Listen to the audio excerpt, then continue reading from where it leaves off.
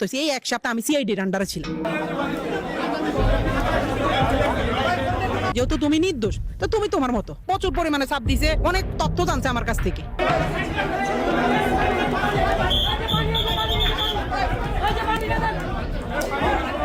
আল্লাহ ছাড় দেয়, ছাড়ি দেন।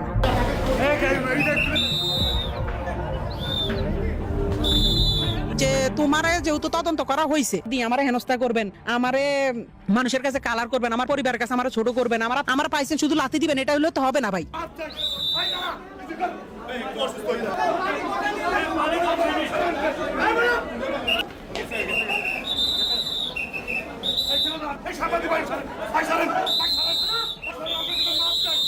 আপনি আপনার বিবেককে প্রশ্ন করেন।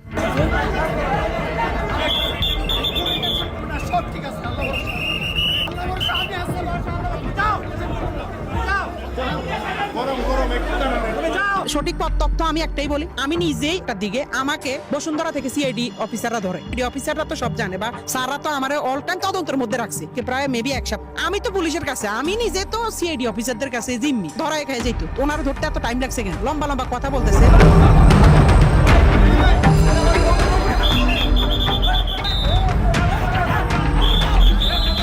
আসসালামু আলাইকুম, আমি মোহাম্মদ তানভীর রাহি। যারা আপনারা অনেকে আমাকে তহিদ আফ্রিদি চামচা অথবা তহিদ আফ্রিদি ছোট ভাই হিসেবে জানেন, তো আজকে আপনাদেরকে কিছু ভুল ধারণা ভাঙার জন্য আমি চলে আসছি। আপনারা জানেন গতকালকে আফ্রিদি ভাইকে বরিশাল থেকে মেবি গ্রেপ্তার করা হয়েছে। তো আমি গতকালকে না, লাস্ট কয়েকদিন যাবত একটা জিনিস শুধু দেখতেছি যে আফ্রিদি ভাইয়ের জন্য যখন ইয়া জারি হয়েছে যে ওনাকে 28 ঘন্টার ভিতরে গ্রেপ্তার করতে হবে বা 48 ঘন্টার ভিতরে গ্রেপ্তার করতে হবে, সবকিছুর মধ্যে শুধু আপনারা আমাকে ঢুকাই দিতেছেন ওনার সাথে। তো আমার কথা হচ্ছে আজকে আপনাদের এই সব ভুল ধারণা আমি ভেঙে দিব। আমার সাথে আফ্রিদি ভাইয়ের সাথে লাস্ট জুলাই আন্দোলনের 1 মাস থেকে 2 মাস আগে থেকেই ওনার সাথে আমার সাথে পুরোপুরি সম্পর্কটা এক ধরনের শেষ হয়ে গেছে। তো সম্পর্ক শেষ হওয়ার পরে আমার সাথে ওনার সাথে ওরকম কোনো যোগাযোগ নাই। শুধু যোগাযোগ ওনার সাথে আমার সাথে জুলাই আন্দোলনের পরে উনি যখন বাংলাদেশে আসছে তখন 2বার ওনার সাথে যোগাযোগ হয়েছে। একবার হচ্ছে ওনার অফিসে গেছিলাম, হ্যাঁ উনি আমাকে ডেকে নিছে। আচ্ছা, ওইটা আপনারা ইনশাআল্লাহ ওইটার সম্পর্ক আপনারা জানতে পারবেন। এই ছাড়া আরেকবার দেখা হয়েছে ওনার জন্মদিনের দিন। এই ছাড়া আর ওনার সাথে আমার কোনো ধরনের যোগাযোগ নাই, কোনো ধরনের দেখা সাক্ষাৎ নেই। কিন্তু আজকে আমি নিউজ ফিডে ঢুকতে পারতেছি না, আমার পরিবারের উপরে চাপ আসতেছে, আমার উপরে বিভিন্ন ধরনের চাপ আসতেছে যে আমি নাকি তহিদ আফ্রিদিকে ধরাই দিছি পুলিশের কাছে এবং উনি নাকি নোয়াখালীতে আমার বাড়িতে গেছে। ভাই আমি নিজে তো জানি না আমার বাড়িতে উনি গেছে। আর এটা যদি আপনারা প্রমাণ করতে পারেন যে উনি আমার নোয়াখালীতে আমার বাড়িতে গেছে বা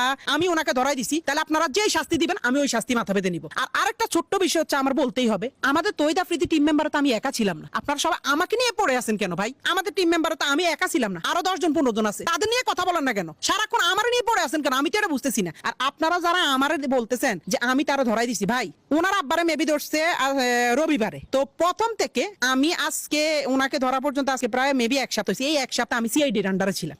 আমার মোবাইল, আমি নিজে কোথায় যাই, কখন কি করি না করি, সবকিছু আমার সিআইডির আন্ডারে। ইভেন আমি সবচেয়ে বেশি ফেস করতে হয়েছে এগুলা ইয়া। তো আমার যেমন কি হয়েছে আমি তো আপনাদেরকে বলি, ওনার আব্বারা যেদিন ধরে নিছে ওই দিন সকাল 12টা কি একটার দিকে আমাকে বসুন্ধরা থেকে সিআইডি অফিসাররা ধরে। বসুন্ধরা থেকে আমি আর আমার এক বড় ভাই গেছিলাম গাড়ি কিনতে, ওইখান থেকে আমাদেরকে ধরে আমাদের সজল ভাই দোকানে, সজল ভাই দোকানে, সজল ভাই সহ আমাদেরকে জিজ্ঞাসাবাদ করা হয়েছে, আমার মোবাইল ট্র্যাক করা হয়েছে, আমার মোবাইলে সবকিছু ঘাটাঘাটি হয়েছে এবং সবকিছু দেখছি। ইভেন এরপর প্রতিদিন আমাকে ধরা হয়েছে। তারপরে আমি একজনের ভিডিও দেখছিলাম, আমেরিকান আমার এক বড় ভাই আছে হিমেল ভাই, তারপর ইলিয়াস ভাই, ওনাদের ভিডিও দেখছিলাম। ওনারা ওইটার মধ্যে যখন আমারে জড়ানো শুরু করছে তখন আমি দেখলাম যে ভাই আমি ওনার সাথে সংযুক্ত না বা ওনার সাথে আমার যোগাযোগ না। ওনার বিয়েতে পর্যন্ত আপনারা আমার দেখেন নাই, লাস্ট ওনার বিয়েতে পর্যন্ত আমরা দেখেন। হ্যাঁ উনি আমার ভাই, উনি আছে, উনি ওনার মতো, আমরা আমার মতো, উনি ওনাদের মতো কাজ করছে, আমরা আমাদের মতো কাজ করতেছি। ওনার সাথে আমার প্রায় মানে 1 থেকে 1 বছর 2-3 মাসের মতো ওনার সাথে কোনো ধরনের যোগাযোগ নেই। ওনার সাথে সিআইডি অফিসাররা তো সব জানে বা স্যাররা তো আমার অল টাইম তদন্তের মধ্যে রাখছে।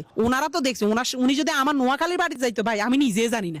আমি তো পুলিশের কাছে, আমি নিজে তো সিআইডি অফিসারদের কাছে জিম্মি বলতে ওনারা আমার তদন্ত করতেছে। তো ওনারা কি তদন্ত করে জানতো না যে আফ্রিদি ভাই কই, আফ্রিদি ভাই কি নোয়াখালী গেছে না কোন জায়গায় গেছে? ভাই আমরা যদি জানতাম তাহলে তো আর আমরা সিআইডি অফিসারের কাছে থাকতাম না, আমগরে তো উনি তো ধরাই খাই যাইতো। ওনার ধরতে এত টাইম লাগছে কেন? তো ওনার সম্পর্কে, এইসব সম্পর্কে আমাদের কোনো ধারণা ছিল, কিন্তু আমরা পুলিশের ইয়াতে ছিলাম। তো পুলিশ দেখছে আমাদের সাথে ওনার সাথে কোনো ধরনের কানেক্টিং নাই, ওনার সাথে কোনো ধরনের কথাবার্তা নাই। কিন্তু বিভিন্ন নিউজ লম্বা লম্বা লেকচার পিটতেছে, লম্বা লম্বা কথা বলতেছে যে তহিদ আফ্রিদি চামচা, তহিদ আফ্রিদিকে ধরাই দিছে, সে একটা বিশ্বাসঘাতক, সে একটা এটা সেটা। ভাই এসব মিথ্যা বানোয়াট আপনি যে আমার মুখ থেকে শুনছেন, আমার থেকে জানছেন, না জেনে না শুনে আপনি কেন এসব মিথ্যা বানোয়াট কথা বলতেছেন, এসব মিথ্যা নিউজ কেন ছড়াইতেছেন? উনি কি করছে ওনারটা আইন আদালতে বুঝবে, আমি যদি কোনো দোষ করে থাকি আমারটাও আইন আদালতে বুঝবে।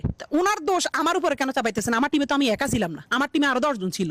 ওদেরকে নিয়ে কথা বলতেছেন না, শুধু আমাকে নিয়ে কেন পড়ে আছেন? আমি কি বলেন? আমি কি একটা ফুটবল যে আমার পাইছেন? হ্যাঁ আমি ফুটবল বুঝছি, আমার পাইছেন শুধু লাথি দিবেন এটা হলে তো হবে না ভাই। আপনি আপনার বিবেককে প্রশ্ন করেন।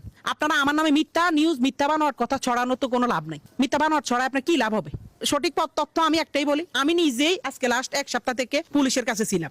ইভেন আমি যখন দেখছি যে আমার বিষয়টা বেশি হয়, তখন আমি ইলিয়াস হোসেন ভাইয়ের সাথে কথা বলছি এবং হিমেল ভাইয়ের সাথে কথা বলছি। ওনারা বলতে যে তোমার যেহেতু তদন্ত করা হয়েছে, যেহেতু তুমি নির্দোষ, তো তুমি তোমার মতো। কারণ ভাইয়ার ওই সব বিষয় আমাদের কোনো কিছু ধারণাই নেই। আর অনেকে আমার নিয়ে পোস্ট করছে আমি জুলাই আন্দোলনে 2 তারিখ 3 তারিখ 5 তারিখ নাকি তহিদ আফ্রিদির সাথে তাদের মাইটি বেঁধেছিলাম। আরে ভাই আপনাদের কি মাথা সমস্যা? আপনারা কি আমার ফেসবুকে যায় দেখতে পারেন আমি কোথায় ছিলাম, কি ছিলাম? বা আমার নোয়াখালীর ভাই ব্রাদাররা আমার যারা আমার লগের আন্দোলনে গেছে তারা কি জানে না আমি কই আছিলাম?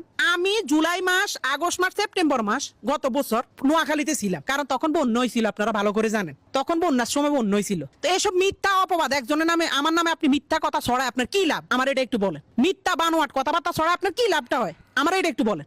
আমি জুলাই আন্দোলনে 1 তারিখ 2 তারিখ 3 তারিখ 4 তারিখ এই কয়দিন আমি টানা মনে করেন যে আমি ছিলাম। আমাদের জুলাই আন্দোলন হয়েছিল আমাদের তখন মাইজ দিতে, যেহেতু আমরা একটু গ্রাম সাইডে পড়ছি, আমাদের সাইডে আন্দোলন ওরকম হয় নাই, হইলো ছোটখাটো হয়েছে, স্কুলের বাচ্চারা করছিল, কিন্তু আমরা ছিলাম তখন মাইজ দিতে। এবং এটার সাক্ষী আছে একজন কন্টেন্ট ক্রিয়েটর আছে রাইসুল ইসলাম, আমাদের নোয়াখালীরই। তারপর আমার কিছু ছোট ভাই আছে যেমন মাকতুম সহ, ওদের বিভিন্ন ধরনের আমাদের বিভিন্ন গ্রুপ আছে নোয়াখালীর, ওরা সহ আমরা মাইজ দিতে প্রায় আমার বাড়ি থেকে 60 কিলোমিটার 50 থেকে 40-50 কিলোমিটার দূর হয়েছে মাইজদি। আমরা মাইজদিতে যে আন্দোলন করছি, হাজার ফুটেজ, হাজার ভিডিও আছে। কিন্তু আপনারা ছড়াইতেছেন আমি নাকি 2 তারিখ 3 তারিখ আফ্রিদি ভাইয়ের সাথে ওনার মাই টিভিতে ছিলাম, হ্যাঁ ওনার সাথে আমি বসেই করছি। ভাই মিথ্যা কথা কেন ছড়ান? ভাই মিথ্যা কথা কেন ছড়ান? ভাই মিথ্যা বাদ দিয়ে সত্যিতে আসেন, আপনারা যাচাই বাছাই করেন, আমার তো সমস্যা নেই। আমার তো আজকে 7 দিন তো যাচাই বাছাই করছে পুলিশে, সিআইডিএ, তারপর বিভিন্ন ধরনের বিভিন্ন মানে সাংবাদিকরা, জার্নালিস্টরা, যেমন এই যে আমেরিকা থেকে আমার প্রচুর পরিমাণে চাপ দিছে এই যে হিমেল ভাই, তারপর ইলিয়াস ভাই, ওনারা অনেক তথ্য জানছে আমার কাছ থেকে। কি তথ্য জানছে? যে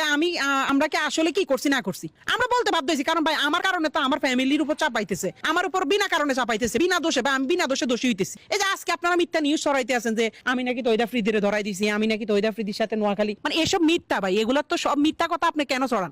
আপনি দেখছেন? আমার কথা হচ্ছে আপনি যদি দেখেন, প্রমাণ করতে পারেন, আপনি যে শাস্তি দিবেন আমি ওই শাস্তি মারামাতে নিব।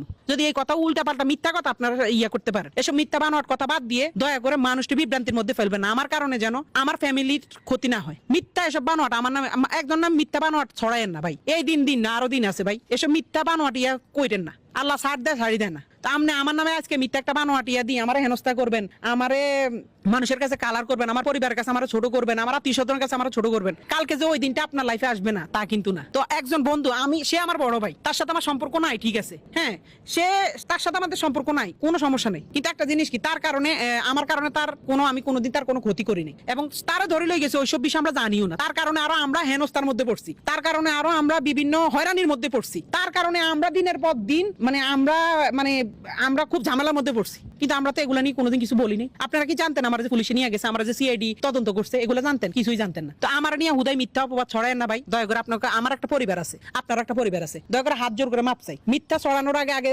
জানবেন, না জানে শুনে মিথ্যা কারণ আমি নিউজ করেন না। ধন্যবাদ।